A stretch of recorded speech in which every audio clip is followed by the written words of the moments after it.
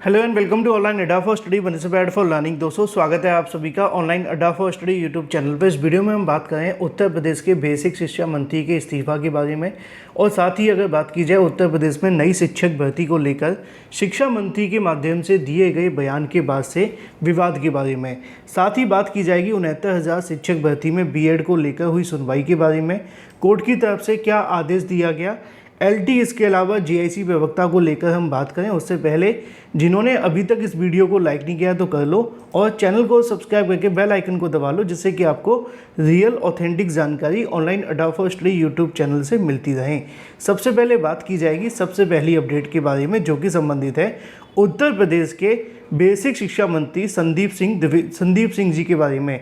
दोस्तों, जैसा कि आप जानते हैं कि उत्तर प्रदेश के अंदर जो बेसिक शिक्षा विभाग के अंदर शिक्षा मंत्री का पद होता है, या फिर जो मंत्री के अंदर बेसिक शिक्षा विभाग का पद होता है, वो काफ़ी ज़्यादा विवाद भरा देखने के लिए मिलता है। इससे पहले के जो शिक्षा मंत्री थे वो सतीश चंद्र द्विवेदी, शायद, है ना, यही थे ना। तो उनके कार्यकाल की अगर बात की जाए तो वो इतना विवादों से भरा हुआ था कि आए दिन उनको लेकर कहीं ना कहीं अभ्यर्थी उनके खिलाफ धरना प्रदर्शन करते थे, ट्विटर पे कैंपेन चलाते थे, और इतना तक उनके लिए किया कि उनको शिक्षा मंत्री पद तक अपना गंवाना पड़ा। अदरवाइज अगर वो छात्रों की सुनते तो निश्चित तौर पे बेसिक शिक्षा विभाग के अंदर वो कुछ काम सही तरीके से करते तो वो दोबारा से शिक्षा मंत्री बन सकते थे। लेकिन शिक्षा मंत्री तो छोड़ो, मंत्री भी नहीं बने और विधायक भी नहीं बने, क्योंकि उनको यहाँ पे हार मिली, और करारी हार मिली, है ना। इतनी बड़ी संख्या में जीतने के बावजूद भी बीजेपी की यहाँ पर बेसिक शिक्षा मंत्री जी हार गए, क्योंकि उत्तर प्रदेश के बीएड और बीटीसी करने वाले अभ्यर्थी उनके खिलाफ थे। और वजह क्या थी? वजह थी नई शिक्षक भर्ती का विज्ञापन। अब नई शिक्षक भर्ती के विज्ञापन को लेकर आप जानते हैं कि जब जब बेसिक शिक्षा मंत्री कहीं मिलते हैं तो समाचार पत्रों के माध्यम से, मीडिया के माध्यम से, या किसी के माध्यम से कुछ न कुछ जानने का प्रयास किया जाता है कि वो नई शिक्षक भर्ती पर कुछ बोलें। तो ऐसा ही कुछ देखने के लिए मिला। संदीप सिंह जी से मुलाकात की गई तो मीडिया से जब वो संवाद कर रहे थे उस समय उनसे पूछा कि उत्तर प्रदेश के अंदर नई शिक्षक भर्ती का विज्ञापन कब तक जारी होगा। ये बात बिल्कुल सत्य है कि जब से संदीप जी बेसिक शिक्षा मंत्री बने हैं तब से शिक्षक भर्तियों को लेकर कुछ ज़्यादा ही नकारात्मक बयान देखने के लिए मिलते हैं। इससे पहला जो शिक्षा मंत्री हुआ करते थे वो नकारात्मक बयान शिक्षक भर्ती को लेकर इतने भी नहीं देते थे जितने ये दे देते हैं, क्योंकि इनके माध्यम से तो सीधा ही मना कर दिया जाता है कि प्रदेश के अंदर शिक्षकों के जो पद हैं वो खाली नहीं है। ये वीडियो तो आपने देख लिया होगा, नहीं देखा तो छोटा सा क्लिप है, देख लो। हमारी नियुक्तियों के पहले से प्रकरण चल रहे हैं, इन सारी चीज़ों को हम सब लोग पूरा करते ही आगे, क्योंकि वर्तमान में अभी कोई विचार नहीं है नई नियुक्ति का, लेकिन अगर होगा तो उसको हम सब लोग बहुत जल्द हर एक व्यक्ति के लिए उपलब्ध कराएंगे और पारदर्शी तरीके से उसको सभी परीक्षाओं को कराया जाएगा, जिससे कि आने वाले समय में अगर इस तरह की कोई परीक्षा हो तो किसी तरह की उसमें कोई अड़चन ना है, कोई किसी तरह का व्यवधान उत्पन्न ना हो। लेकिन वर्तमान में अभी कोई ऐसी नई नियुक्ति का अभी हम लोगों के सामने कोई विचार नहीं है, और पुरानी जो हमारी नियुक्तियाँ हैं उसी को हम सब लोग पूरे करने के लिए, क्योंकि माननीय न्यायालय में अभी नियुक्तियां चल रही हैं, उसको पूरा करने के लिए हम।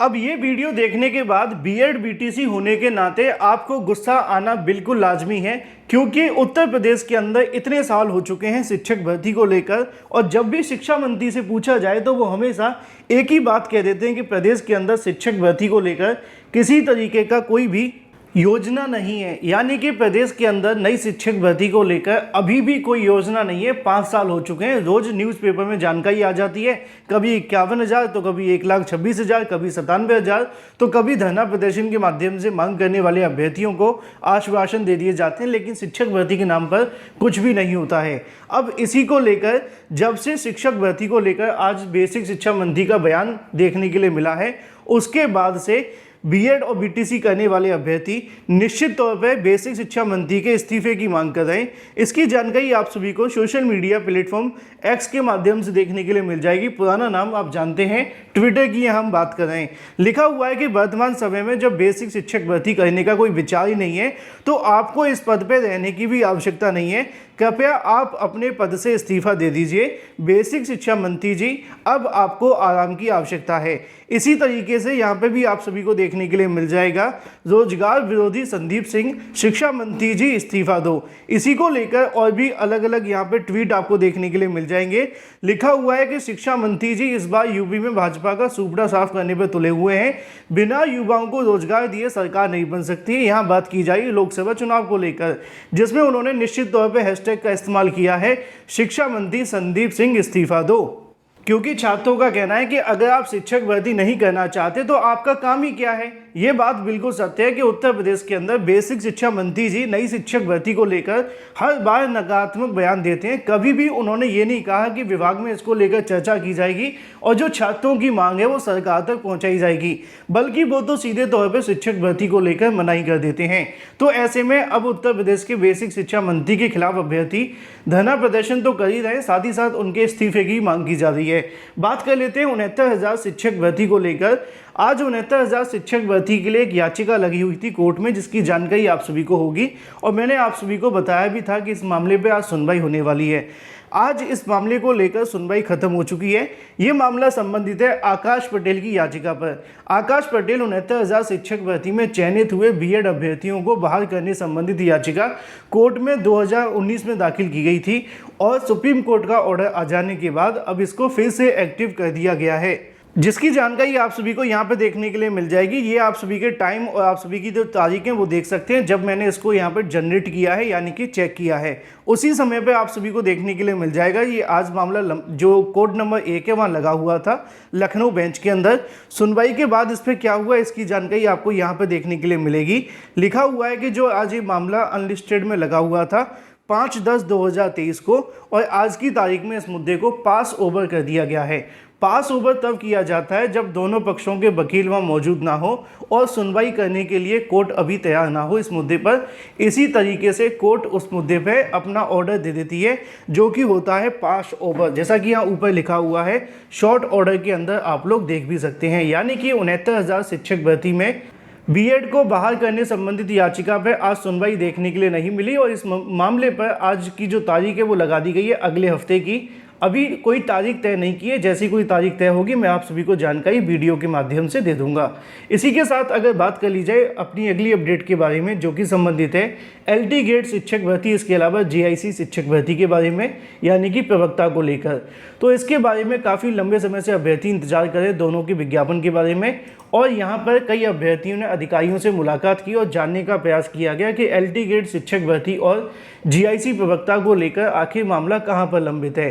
तो इसके बारे में अधिकारियों ने बताया है कि एलटी गेट शिक्षक भर्ती को लेकर जो योग्यता से संबंधित विवाद था वो खत्म हो चुका है और अब ऐसा कोई भी संबंधित विवाद इसके अंदर नहीं है, चाहे वो एलटी गेट की शिक्षक भर्ती हो या फिर अगर बात की जाए जीआईसी प्रवक्ता की।